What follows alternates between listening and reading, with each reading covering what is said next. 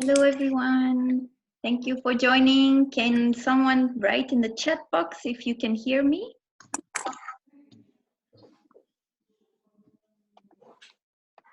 Yes. Okay. Thank you. Wow, that's a big response. Thank you. Okay, so wait till 2-3 more people, and then we'll start.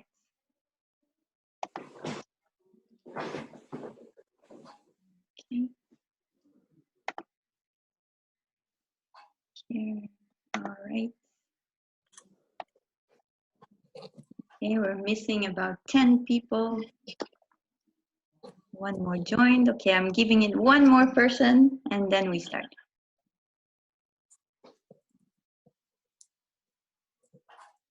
Yeah. Okay, so hello everyone. This is Sophie, alive and kicking, and I hope the same for all of you. I hope you had some relaxing stay-at-home Golden Week holiday, despite, of course, the extension of the state of emergency. So in that regard, we are happy to welcome you to our second webinar. So we have about 30 people signed up today, and also some of our members outside Tokyo, so that's always good to see. Since it's a webinar, same as last time, for those who were there, you will see the face of me, the host Jan, and our speaker Koen de Leus, and you will see the presentation on the screen. Presentation will also be shared afterwards. You cannot talk, you're all muted. So if you have any questions during the presentation or so, there is a Q&A box on the bottom. So anytime you have a question during the presentation, just type it and we will get to those questions at the end. Hopefully we can do them all. If not, we will pick some up.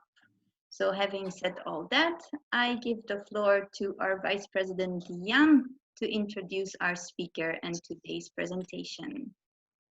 Okay, thank you, Sophie. Good afternoon, everybody. Welcome to our second webinar with Mr. Koen de Leus, Chief Strategist of Economist of BNP Paribas Fortis. Fortis, it's a major banking group in Belgium with French roots, of course, and they're also a flagship member of our chamber. Mr. de Leus is since 2016 Chief Economist at BNP Paribas Fortis Belgium, and is also a guest lecturer at the ASL Management School in Belgium. And those who watch Belgian TV might have seen Koen because he's often appearing on the news programs of the VRT, Canal Z, and TED TV. Koen was actually supposed to be in Japan, I think 3 weeks ago, till COVID-19 decided differently. And at that time, we also thought of having a seminar, but because Koen couldn't fly over to Tokyo, we decided on this webinar format of today. I think we all feel by now that Corona is having an impact on the economy. The global economic growth will definitely change. How bad can it become? How bad is it already? What steps are being taken to lessen the pain, if possible? Yeah, what about Belgium and Luxembourg? All these topics, Koen will try to a little bit highlight and explain the current state. As Sophie has said, Q&A is possible with the button at the bottom of your screen, the Q&A button. So please type your questions on the go. And after the 30 minutes, we will definitely go through all the questions, and Koen will try to answer as much as possible. So without much further ado, I would like to give Koen the screen to start with the presentation. Koen, be our guest. Thank you. Good morning, everybody. Yeah, we can go already to the next slide. So to the first slide of my presentation. So I'm very happy to give this presentation to you, and I'm certainly not happy that I can't do it live, but I promise you that I will do it live one day, and hopefully another presentation maybe this year, but otherwise certainly next year. Now, during my presentation, what I will talk about is, if we go to the slide 3, I will talk about the economic impact of this coronavirus on the macroeconomic picture in the Eurozone, in Belgium, Luxembourg, and as well in the United States. I won't talk too much about Japan. I think there are people that are much more knowledgeable about Japan than me. Of course, if you have some questions about Japan, please be free to ask them, because I'm an eager reader of what our chief economist, Mr. Koen, writes about on Japan. As well, if you want more information about the situation, if you want an in-depth analysis on the situation in Japan, feel free to reach out to Jean-Pierre Biard, who is as well in this conference call, and who is our head of multinational corporate coverage, and can be reached via the chamber for whom I'm talking right now.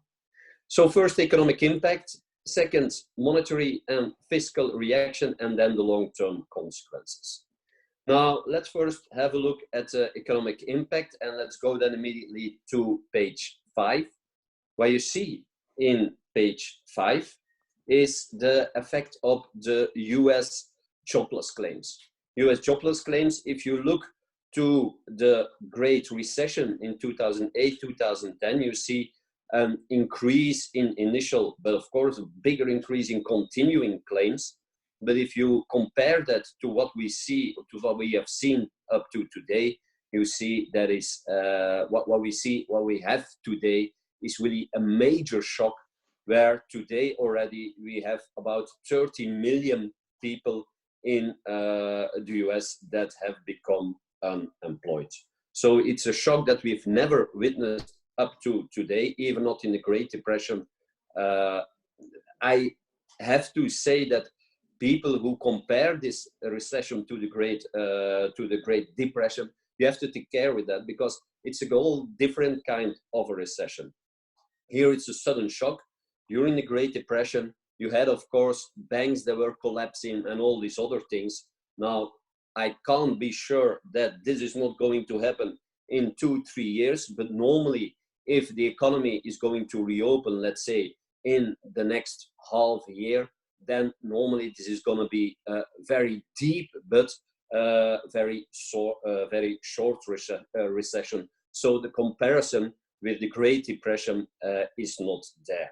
Of course, if this lingers on and this is popping up again, this coronavirus, like a flu, and every year we have this a recurrent flu and we have a lockdown and all these things, yeah, then we have another case on our hands.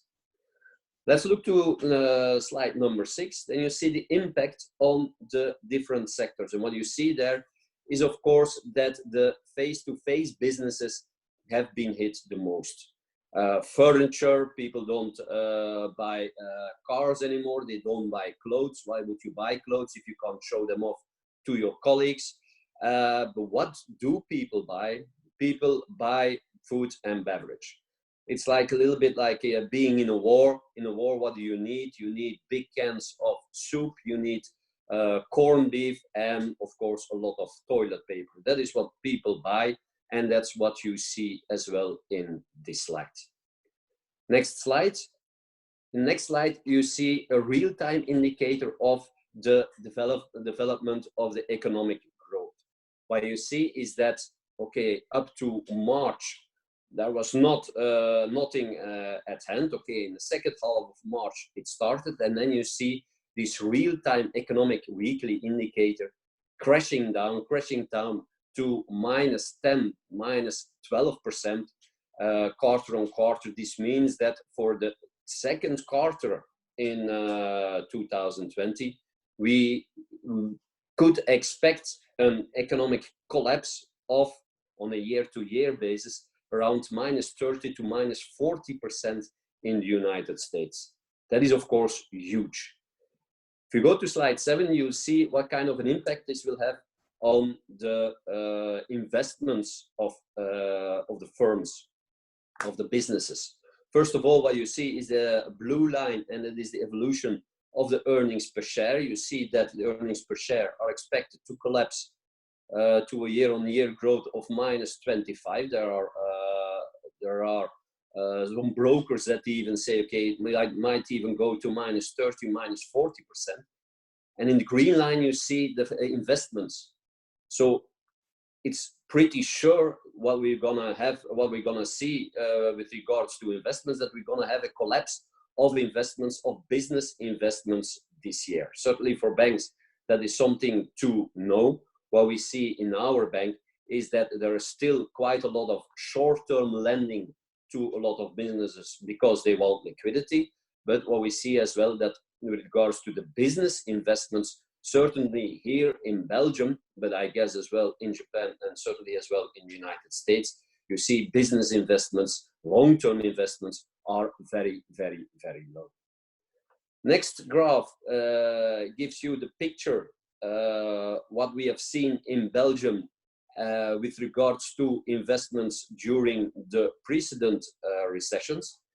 And then you see after the internet bubble, you see it took 3 years before the investments were at their same level as in the beginning of 2000.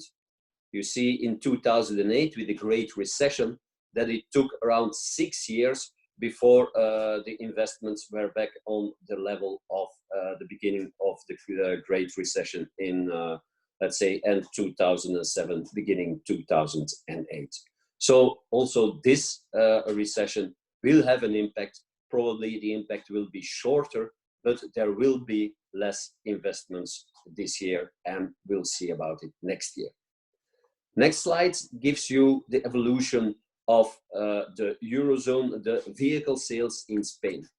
Now, the vehicle sales in Spain, -75%. Also in Belgium, everything was closed, to Luxembourg as well. So you couldn't buy a car even if you would have wanted to. And we are in close contact with all the sector federations, trying to forecast their production. And talking to these people, what do they say? What do these people, the sector federation of the car companies, say? First of all, they expect that a lot of clients will postpone the replacement of their cars. Second of all, what they say is as well, for the big companies who have fleet cars, there we see that some companies are thinking of delaying the replacement of these fleet cars from 4 years to 5 years. And third of all, they say, okay, we have a huge stock of cars. So if we want to sell our cars, we're going to go with big discounts. So the bottom line is they will have a nightmare year. And not only they will have a nightmare year, but I think quite a lot of sectors will have a very, very, very bad year this year. Let's go to the next slide, slide 11, and it is confidence. What you see there is the confidence of in the service sector, in the industry sector, and the consumer confidence. Of course, for all three, confidence is down. But what is remarkable is that the confidence in the service sector is much more hit than the confidence in the industrial sector. And that is a little bit normal. Why? Because it's really this face-to-face business. It's really the service industry that is hit the most. People are afraid to go to public places. People are afraid, and because they are afraid, they don't want to spend too much money. That's why we expect as well that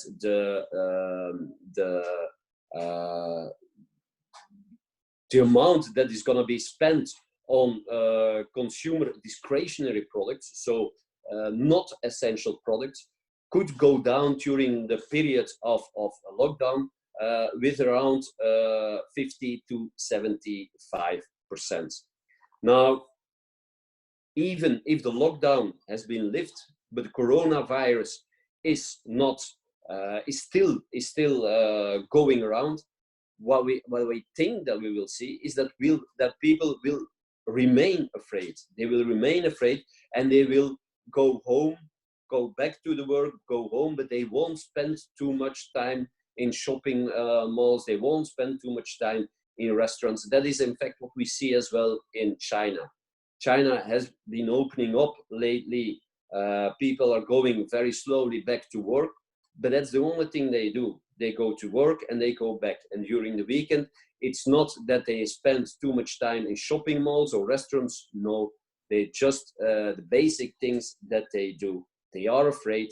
And that is a little bit the big problem for the recovery and trying to forecast the recovery.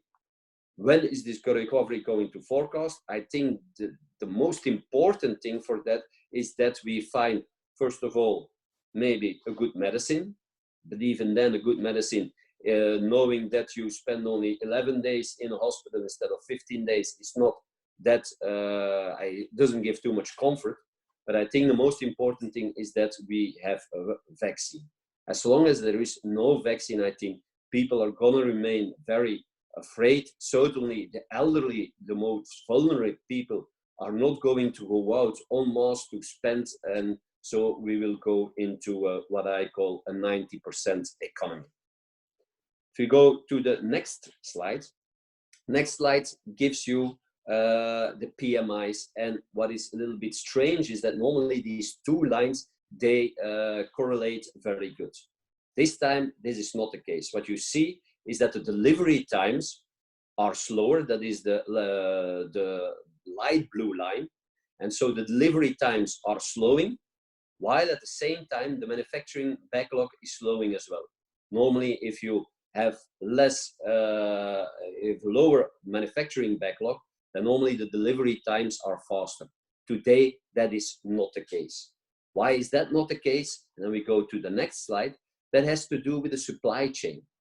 The supply chain is disrupted, and that is a big problem. That is a big problem as well of the world being so globalized, so interlinked, that to produce something, you very often need something from another company, but very often as well from another country.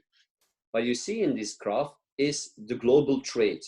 And a global trade can be divided between foreign added value. What does that mean? It means that a product is important in your country. It's being processed, and then it's being exported again. And then you have the domestic value added. Domestic value added, that is that the product is being processed in your country and it's being exported. What you see in this graph is that 1/3 of the global trade is coming from foreign value added. So from products that are imported first and then exported again. And of course, that makes all this global supply chain very, very vulnerable. That we'll see as well in the next slide. What you see in the next slide is this global value chain for example, cars, for example, for as well airplanes.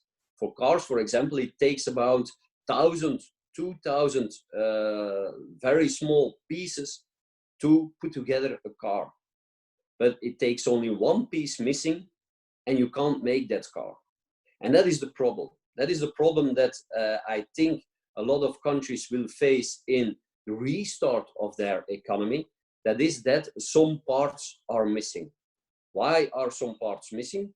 First of all, it can be because the supply chain is broken. And so if you have to import something from China to Japan, or if you have to import something from Spain to Belgium, and in Spain there's still a lockdown and these factories don't work, yeah, then you can't open your factory in Belgium neither. So these interlinks makes that the restart of after the lockdown is gonna be, there are gonna be quite some hiccups in there. Second of all, due to the fact there are a lot of suppliers and subcontractors, what you see is that if one of these suppliers, one of these subcontractors went broke, of course, then you have to search for another supplier, for another subcontractor, and that normally can take a couple of weeks. So I think when we are going to reopen this economy, that there are going to be quite a lot of hiccups before the economy really restarts again. This chart, what you see here, is the potential supply chain problems in Belgium.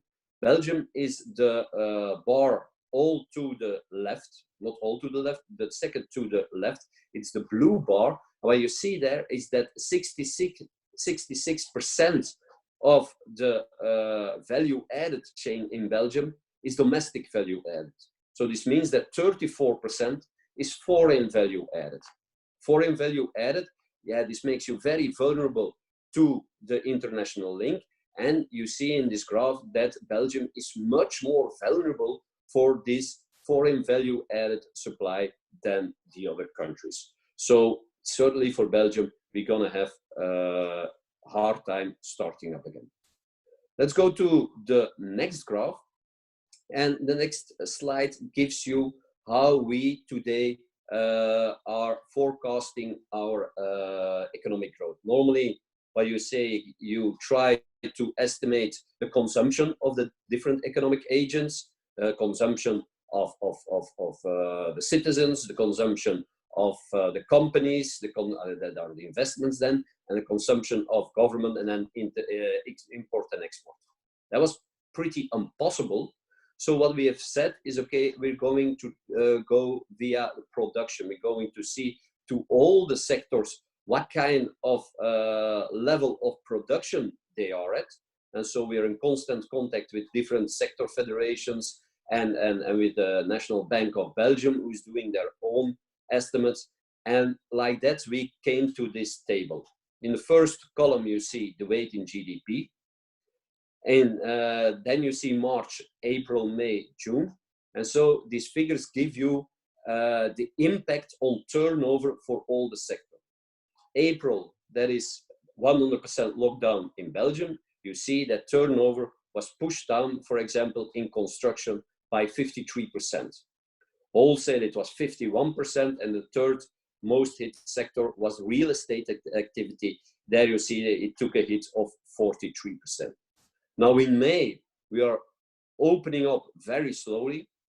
We expect not 100% of lockdown, we expect 60% of lockdown. So 60% of 53%. So you have a reduced turnover of 26%. And so we gradually go to a much more and more open economy. In June, you have you go from 26% to 21%, and so we try to estimate the reduction in turnover for the rest of the year, and that's how we get to our forecast. And what is our forecast? If you look to the next slide, if you look to our next to the next slide, our forecast for this year is minus 7.1%. Now you see here minus 7.4 and minus 7.8%, all to the right. Why are these figures different? Because these are real-time estimated forecasts. We have an official forecast where we come out with, so minus 7.1. But of course, every week that we get more data from the sector federations, and every week that we go farther into the year, we get more data, and we can refine our forecasts a little bit more. So minus 7.1, now minus 7.8.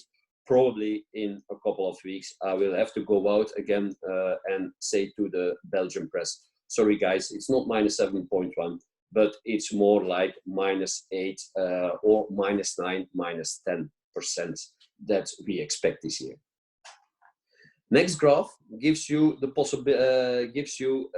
little bit more in detail the quarter-on-quarter economic growth.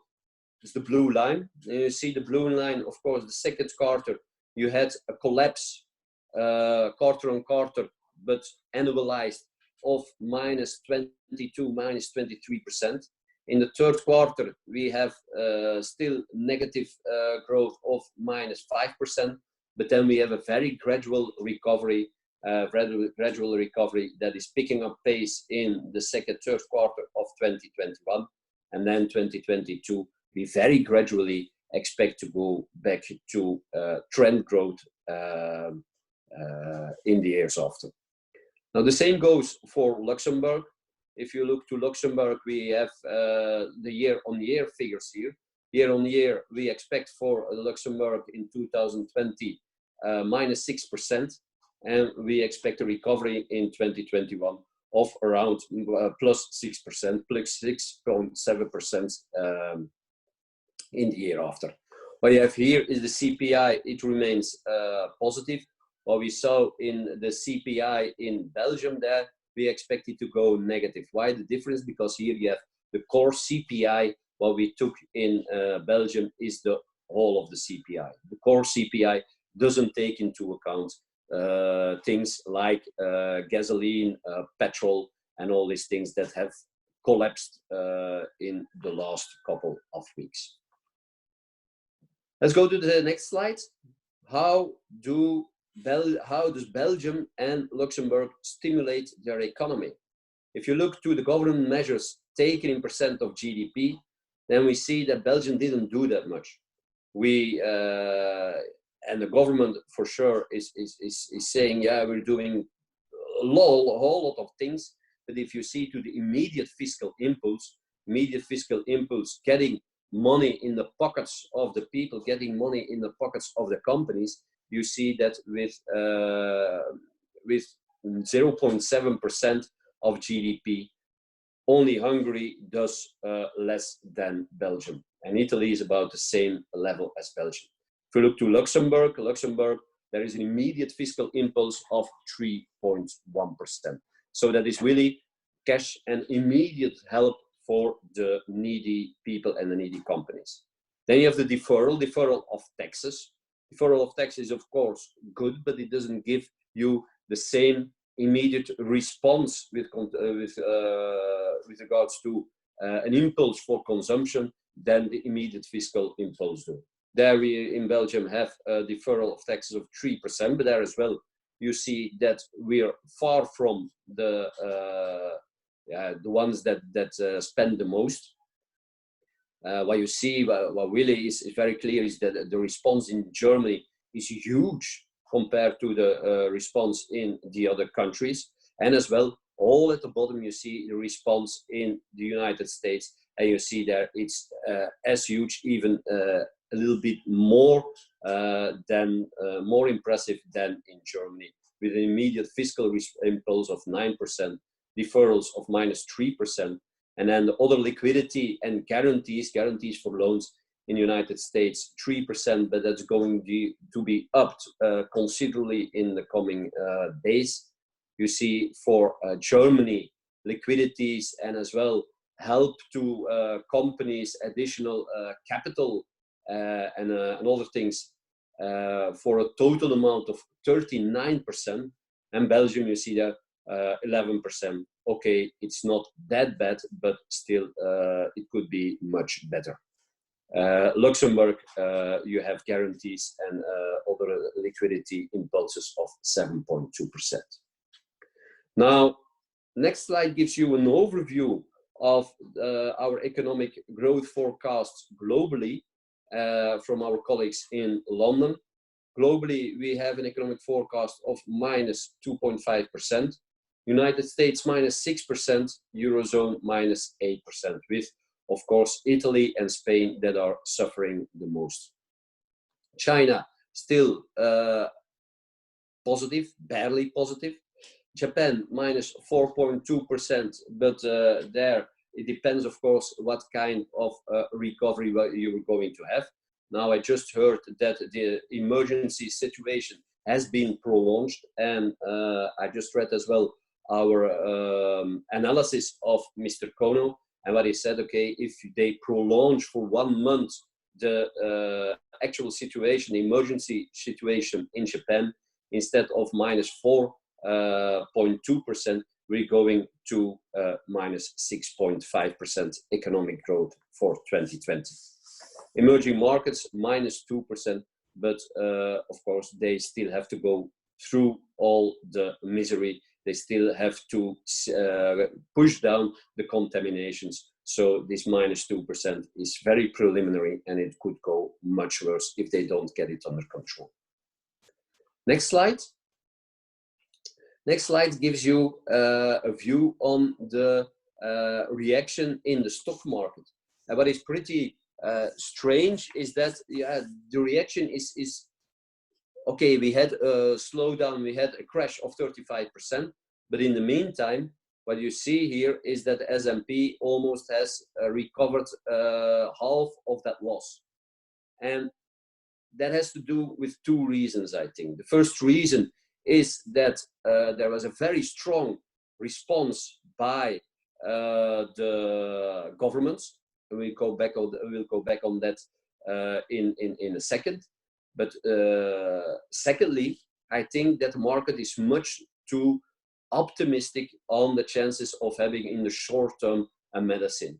Because, and I've said it already, but I will repeat it, I think the most important thing to restart the economy, to get the economy back on the rails, is a medicine. And last week there were some positive rumors regarding a medicine of Gilead, but from the one side there was a positive study, from the other side there was a study in China that said, okay, it doesn't help anything. There was a second medicine that are looking at, and there's a malaria medicine, and that is said, okay, instead of 15 days of agonizing pains, you will be 11 days of agonizing pains in the hospital. I don't know whether that helps to go out and spend. And so for the moment, there is not really a medicine to cure this disease. There is not a vaccine available neither. The only thing that there is available right now is the solution of Donald Trump, and that is, yeah, okay, you just inject yourself with a little bit of a disinfectant, but for the moment there hasn't been found any volunteer to try to do this trick. So for the moment there is no medicine, and that is the problem. I think before we have the restart, we will have to have a vaccine developed. Oxford University says, yeah, it could be done by September. I think that is very, very optimistic.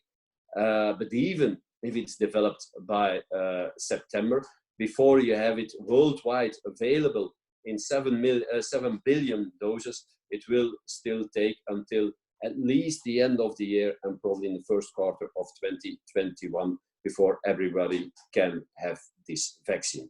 And I repeat it, I think this prognosis of having a vaccine in September is very, very optimistic.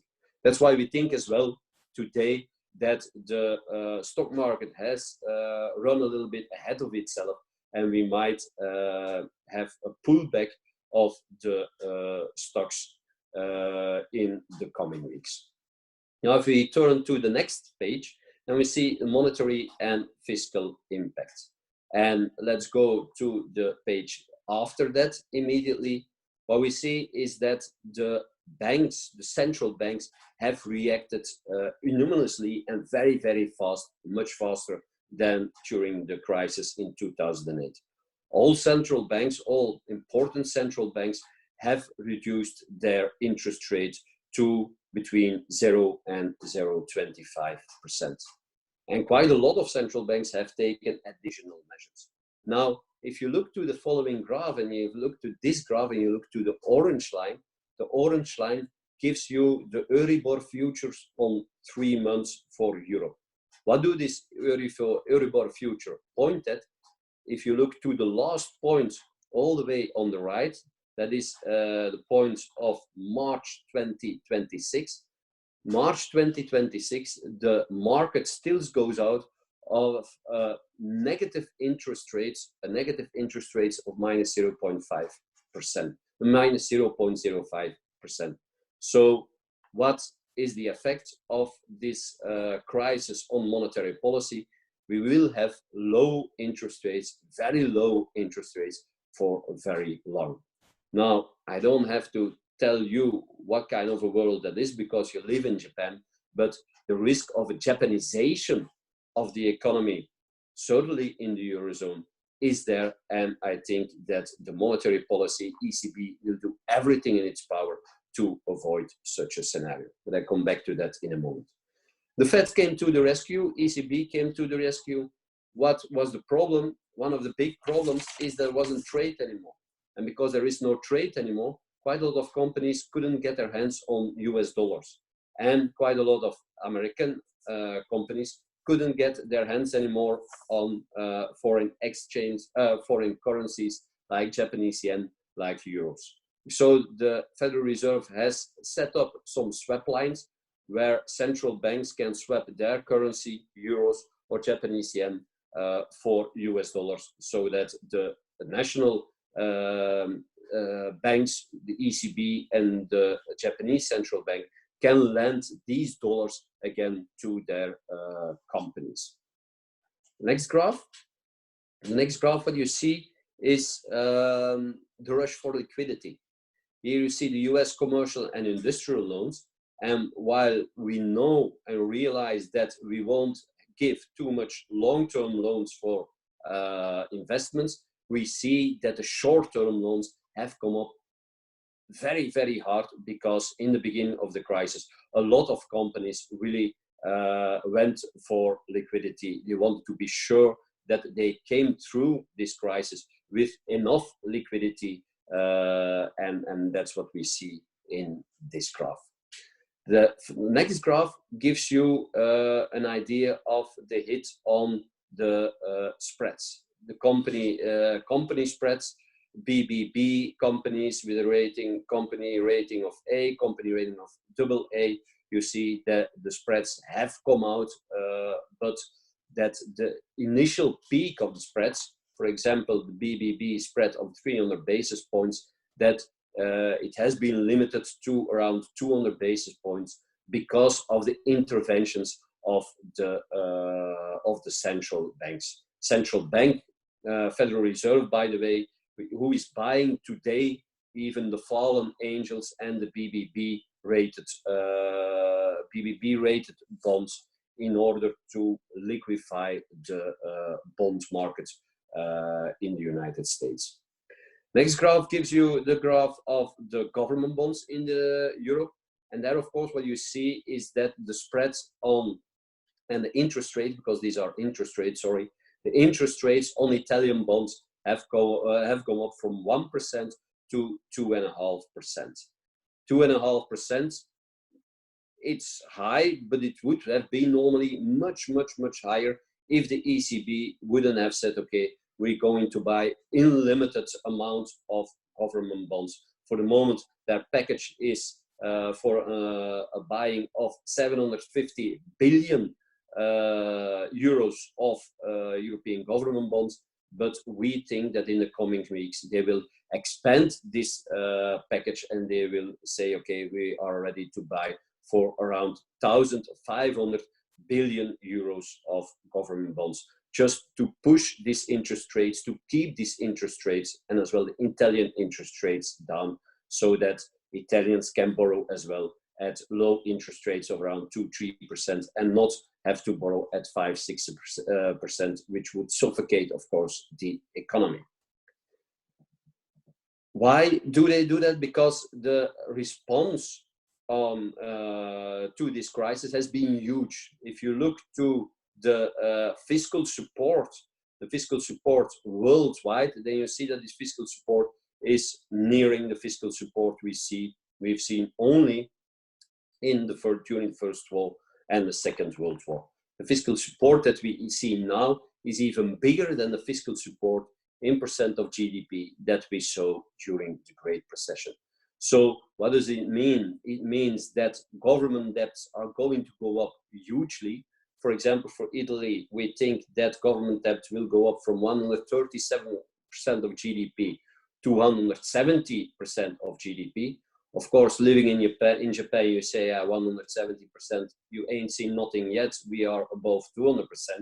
But you have to take into account that in Japan, the TAV, the value added tax, is half or 1/3 of the value added tax in Italy. So they still have a way to reduce the government debt. Why in Italy the taxes are already way up, they are very high, so they don't have any way anymore to increase their taxes and so reduce their 170% of GDP debt to GDP.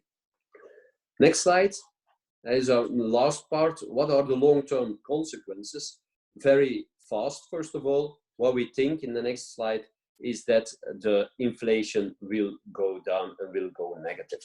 Today, the inflation in the Eurozone is 0.7%.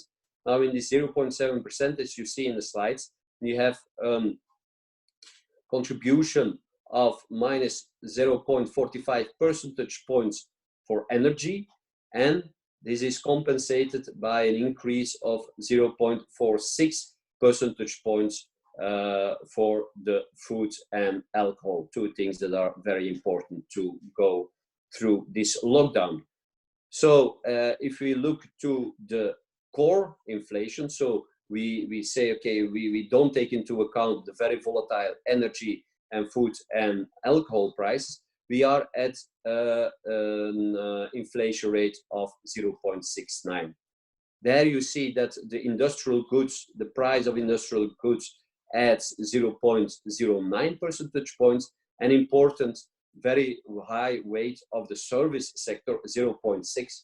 But this is, of course, the service sector that has been hit the most and where we think that the prices will go down the most. That is why we think that even the core, inflation will near zero. Maybe we won't go below zero, but will be very close to zero in the coming weeks.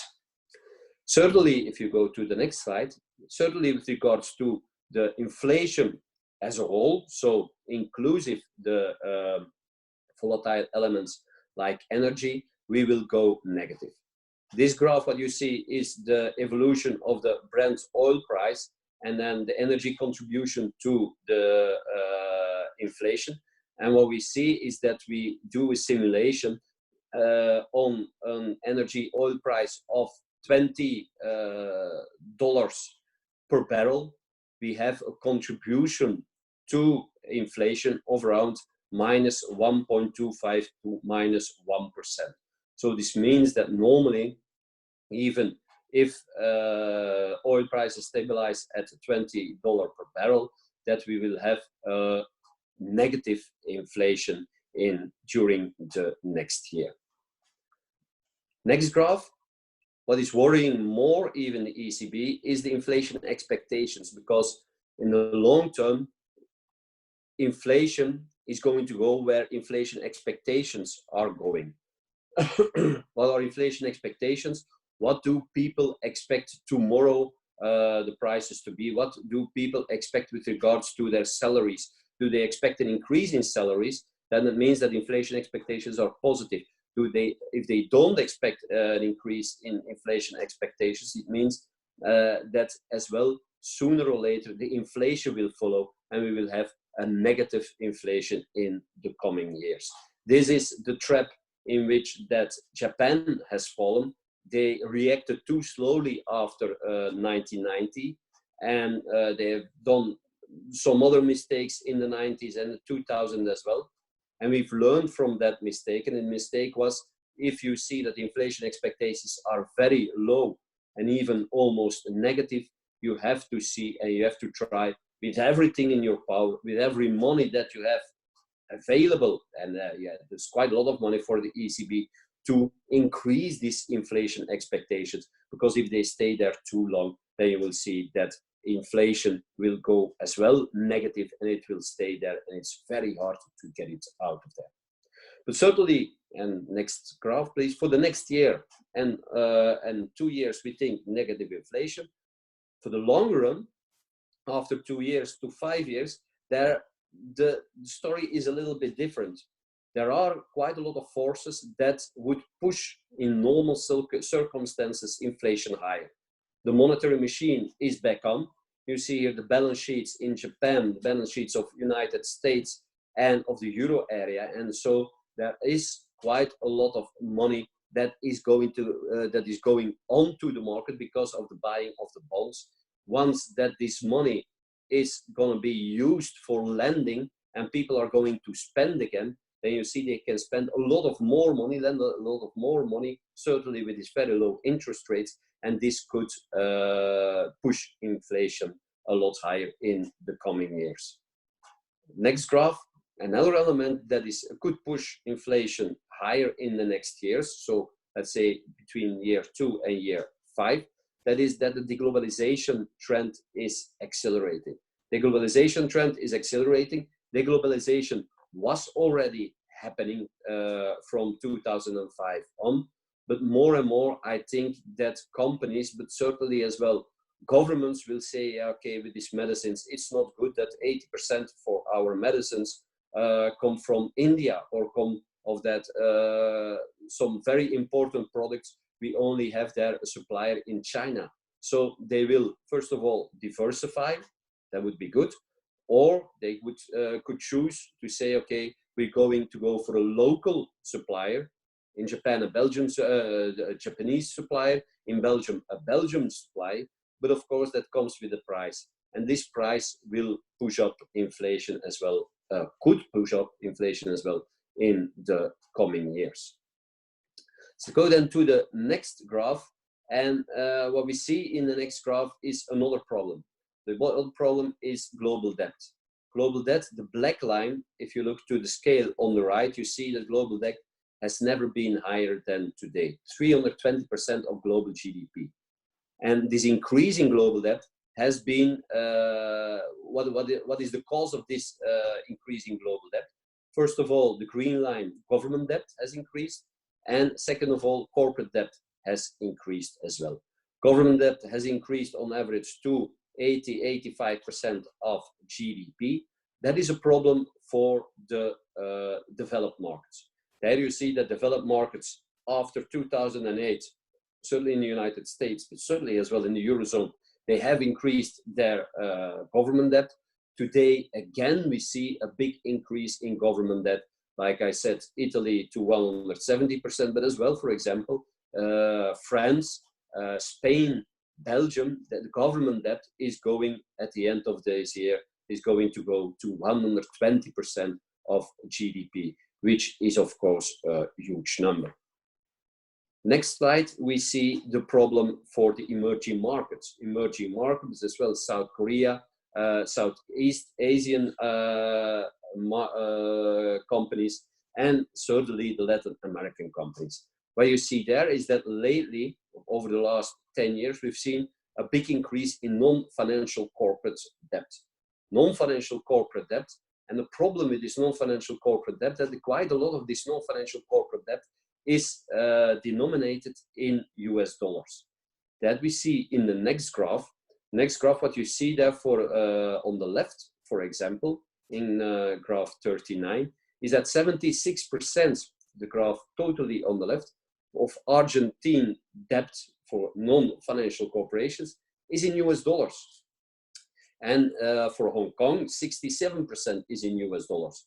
For Mexico, 49% is in US dollars. So this makes these companies, and certainly, these companies in these countries, very vulnerable for an increase in dollar, because they have to pay back in dollar, but they earn in Mexican peso or in Brazilian real, or in their local currencies. And this is, I think, this might be the next shoe to drop in this crisis. And then we come to the last slide. What you see in the last slide is the evolution of the currencies of some of these countries compared to the US dollar up to the beginning of the year. And you see the Brazilian real has come down by 29% compared to the US dollar. We see Mexico, there you see that the currency has come down by 25%. Russia, ruble, minus 60%. So for these countries, it will become very difficult, certainly for the corporates, it will be very difficult to pay back their loans. And so I think we can expect quite a lot of defaults in these corporates, but as well in these countries. And this might give another shock, another financial shock, which would put this crisis into a next phase. Let's hope this doesn't help. There is quite a lot of help as well from the World Bank, from IMF, to alleviate a little bit the debt problem in these countries. I think that is very necessary, because otherwise this would be a second phase in this shock, and this would be very, very damaging for the restart of the economy. Now, to summarize, first of all, and as the last slide, economic impact is huge, but it's not a Great Depression. It's a very, hopefully very short, but very deep economic shock.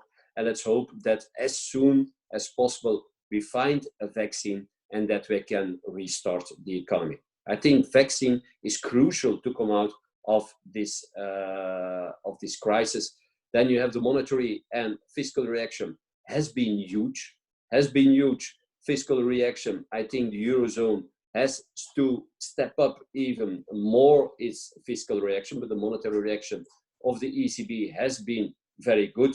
Federal Reserve has been all over the place, and as well the American government has invested huge amount of money to keep the economy afloat. Long-term consequences. First of all, we will go in the first 2 years to a situation of depreciation, and we might see some more, but that is of course the jury is still out there. In 2 to 5 years we might see an increase in inflation, or we would go to Japanization if we can't defeat this virus. Globalization will probably slow down a little bit, and lastly, let's hope it doesn't happen, but the emerging markets could be the next shoe to fall. That's it for me. If there are any questions, please let me know. Thank you, Koen. We already have some questions. Let me first take a question from our president, Fabrice. So you say deglobalization will increase. Does it mean that Japan will import less from Europe? Depends, of course, what Japan is going to do. Will Japan, if indeed there is going to be more and more deglobalization, it means that there will be less imports and exports, and as well for Japan. But as to my knowledge, Japan is not, is quite a lot of self-sufficient, although I'm not too sure about that. But indeed, you could expect as well Japan to say, okay, we're very dependent on a certain kind of products coming from China. We want to have these products produced near home, more in Japan than that we have to be that we have to depend on China and India. And so indeed, it means that if this deglobalization is going to go through, it means less imports. But it's a possibility. I don't say it's going to go to be like that. I think governments are certainly for a certain kind of very important products like medicines. They are certainly going to do that. For companies, it's quite a lot. It's a lot more difficult. I think with companies, what they probably will do or prefer to do is diversify more their suppliers. So let's say that the car producer has for a certain kind of product that it has to that comes from a certain supplier, just one supplier. He will diversify the suppliers he will have for this particular product. He will say, okay, we want to have now 3 suppliers for this, one from China, one from Europe, and one from there. That could be the way to solve this deglobalization problem. So then there won't be that much of deglobalization, but at the end of the day, the thing will be the same. The cost will go up. The cost will go up for the product, because if you bring it in from China to Japan, then it will cost probably less than if you bring it in from China, Germany, and even another country. So at the end of the day, if you diversify, costs will go up. Okay. Another question from the embassy. Although stock movements are obviously quite emotionally driven, and despite the crash of confidence that has been mentioned, we can see indeed an almost half recovery of the Brussels stock market, driven by optimism and governmental countermeasures. You mentioned a pullback might be expected, so would it be recommended not to invest in stocks for a while and focus on maybe gold and silver? Any other investment advice? Okay. first of all, of course, I'm an economist. I'm not a strategist. But I was in a conference call yesterday with our strategist, so I know more or less what our strategy is, and that is indeed we like gold. We like gold, but like every portfolio, you have to be very diversified. If you invest in gold, I always say never invest more than 5% in gold because it's very volatile. You never know what happens. But if our forecast of a possible rise in inflation in the next 2 to 5 years is going to be true, of course, gold will strive, will do very good. Do you have to buy stocks now? I think the best strategy today is to, if you have, for example, 10 to invest, that you invest every month 1. Because, okay, we can say it has to go down. And if you look to all the recessions and all the big bear markets, and bear markets meaning a retracement of stocks of more than 20%, if you look to all of them since 1920, what we see is that in 90% of the cases, you have a bear market rally. That's what we had from the low, minus 35%. You had a bear market rally of, I don't know how much percent, but you have recovered half. But then you see that normally the bottom is going to be retested, or we're going to make a new bottom.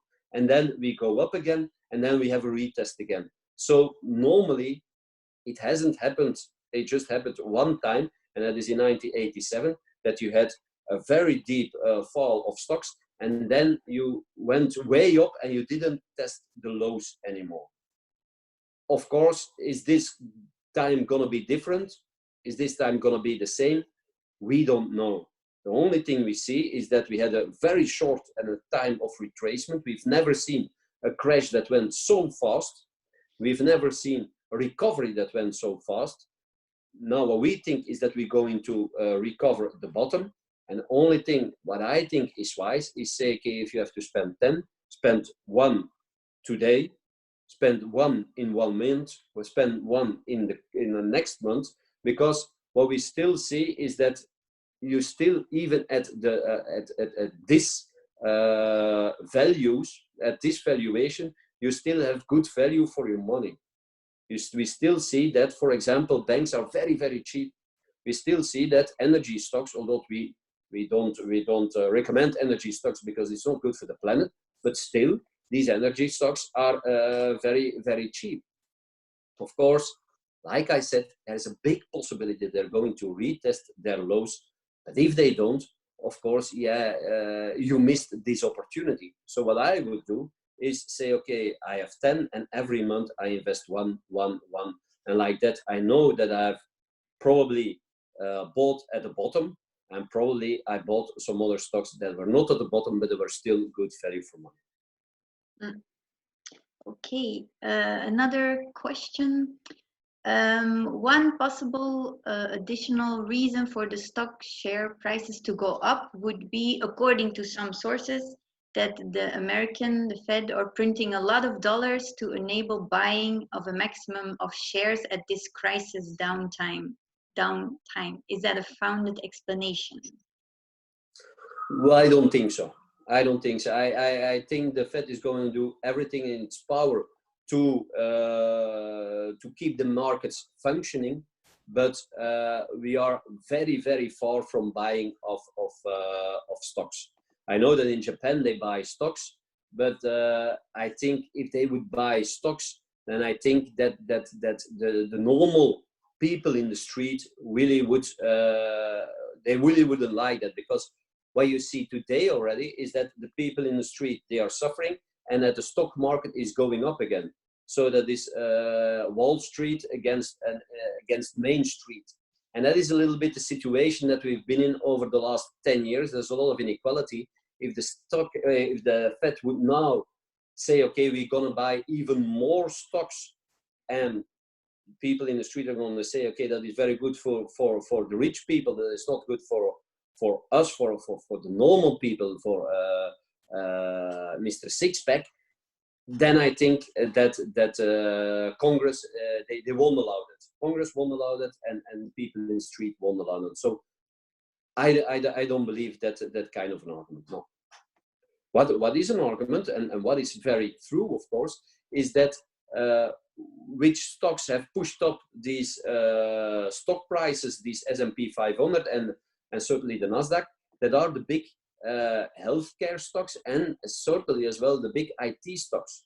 A lot of people say, okay, the big IT stocks, Microsoft, Google, Apple, and these other stocks, they make a good profit, in fact, from the crisis, because we're working now with Zoom, and Amazon is making good bucks and a good buck. And so it is true that the biggest part, the biggest reason for this rally is the huge outperformance of these stocks. But these stocks have done already good for the last 10, 12, 13 years.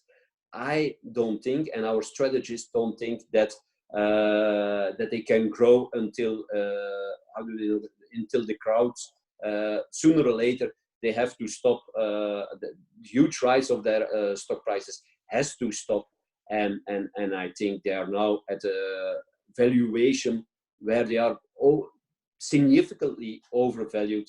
So sooner or later we will see retracement for these stocks as well. Yeah, we're going over time, but I see that Correct. Everyone is still there, so I'll ask the next question. So Japan trades a lot with emerging countries, particularly Asian ones. Also, retail investors are often attracted by investments in EM currencies. It may be somewhat similar in Belgium, where rates are low too. And Asia has experienced the USD crisis in the past. For example, Indonesia in 1998, where most private mortgages were USD based. So the question, from your perspective, which emerging economy, especially in Asia, is most exposed? Indonesia. It's a very short answer. Indonesia is pretty much exposed. What we see as well is Turkey is pretty much exposed to this crisis, and we have three emerging markets where we say, okay, really take care, and that is as well Mexico. Of course, you have Brazil as well, and you have Argentina as well, but these three, we say, okay, take care with these three: Indonesia, Turkey, and Mexico. Do you see specific sectors open to trade in which Belgium and Luxembourg may be more resilient to the crisis, while Japan is more vulnerable?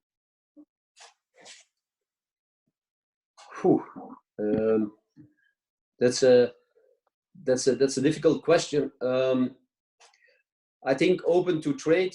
The big problem is this globalization issue. And certainly for Belgium, the big problem, if you're talking about global trade, is that this Belgium is very connected to other countries. So, like I explained, the foreign value added in our total trade is huge.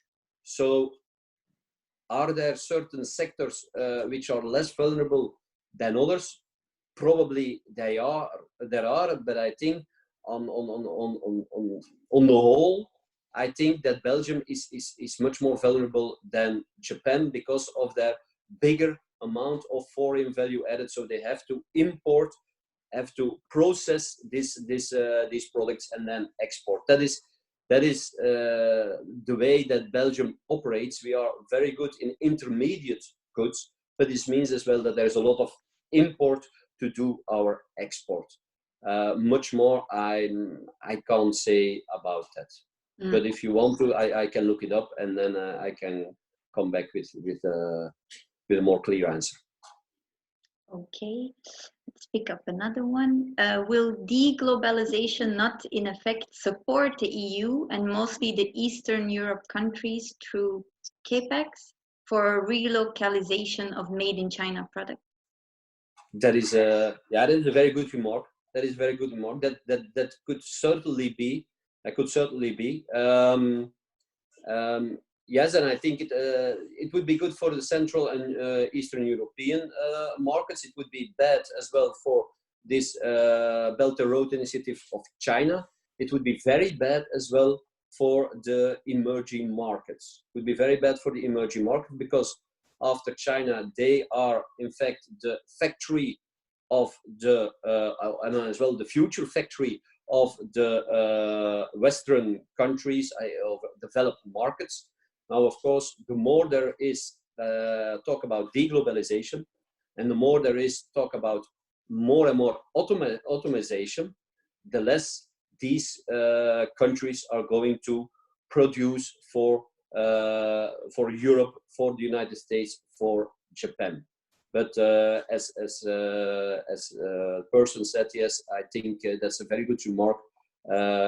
Central Europe and Eastern Europe could profit from this one. Of course, we have to see that the Eurozone doesn't collapse and that Europe doesn't collapse, because that is a possibility as well.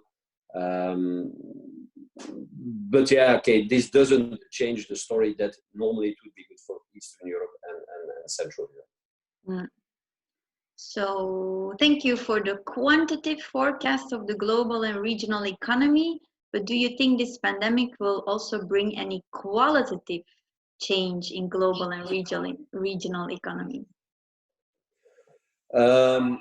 Yes, I hope so. I hope so. They always say it takes 2 months to make a habit, and I think some of the habits that have been made so far, well, I like them, and I think they're very good for world economic growth and greener economic growth as well. For example, yeah, I'm as you can see, I'm working now from home, and as a rule, what we will see now in BNP Paribas Fortis is that we have to work at least, even if the situation normalized, at least 2 to 3 days a week from home. This, of course, is great news, not only for me and my colleagues, but as well, we have to use less our cars. What we've seen as well is that, travels for business, is it always necessary? I think half of the travels can be done via an application like Zoom and everything. And for the rest, is there going to be more qualitative economic growth? I think that quite a lot of governments, and certainly in the Eurozone, when they are going to rescue certain companies, they're going to install certain norms, they're going to install certain criteria with regard to green, with regard to other social aspects, and this could, I don't say that this will, normally this could be a push for the green agenda. For example, we have Brussels Airlines. Now I think when Brussels Airlines, if we save them, if the money puts money into the Brussels Airlines, then I think one of the things they will have to do is see that their fleet is going to get more green, impose probably taxes when you're going to take a flight, so that you don't go with your plane to Barcelona and back for 1 day for 50 euros. I think these things, the countries are thinking about it, and I think that would be a good step forward. From the other side, the disadvantage is now that we have less money for the Green Deal than we would have had without this crisis. Okay, one final question. Your forecast shows a recovery in the third quarter. However, you mentioned that consumers will remain scared until a vaccine is available, which is not expected before the fourth quarter or maybe even next year. So what length for the pandemic did you use as assumption, and what would be the impact if the situation continues to linger? So we really look to the production side, and the biggest impact, and when we say, okay, there's going to be a recovery, it's a quarter-on-quarter recovery. So the biggest impact will be in April. We had the 2 months in March, then we have April, 100% lockdown, 100% biggest impact in April. We have a gradual opening in May, gradual opening in June. And so we go to a situation where the economy is gradually more and more open. So this means mechanically that from the third quarter compared to the second quarter, you will have a pretty strong growth. We won't go to the situation like it was in the first quarter or the last quarter in 2020, but we will have an economy that is considerably bigger in the third quarter than in the second quarter.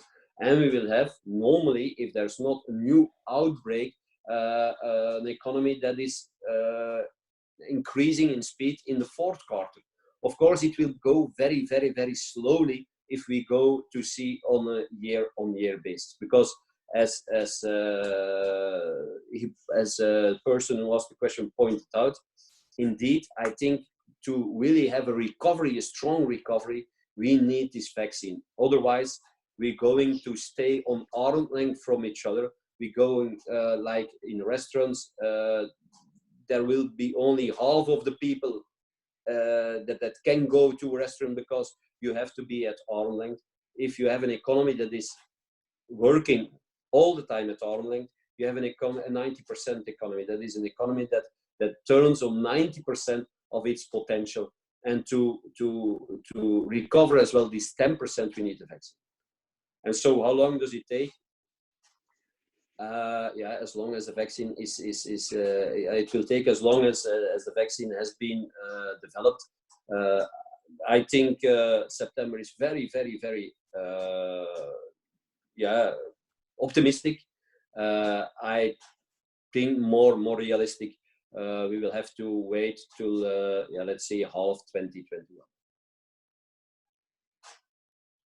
Okay. Well, thank you very much, Koen, for this interesting presentation and for answering all those questions. You're welcome. Jan, you want to say something? Normally we give the speaker a small gift. And normally it's a beer box, which we can't give to you because we're in Belgium. If you are in Tokyo next time, please give us a call, and we're happy to have a beer with you here in Tokyo. Okay, great. Yes, let's hope indeed for a fast recovery of the economy. Your presentation was very nice, very detailed. We ran out of time, 15 minutes, so we're still more or less within the time frame. So once again, thank you all for staying online the entire period. We will repeat these kind of webinars still in the coming weeks. So please feel free to join, and let's stay in touch. Okay. Thank you. Well, thank you. Thank you. Bye. Thanks a lot. Bye.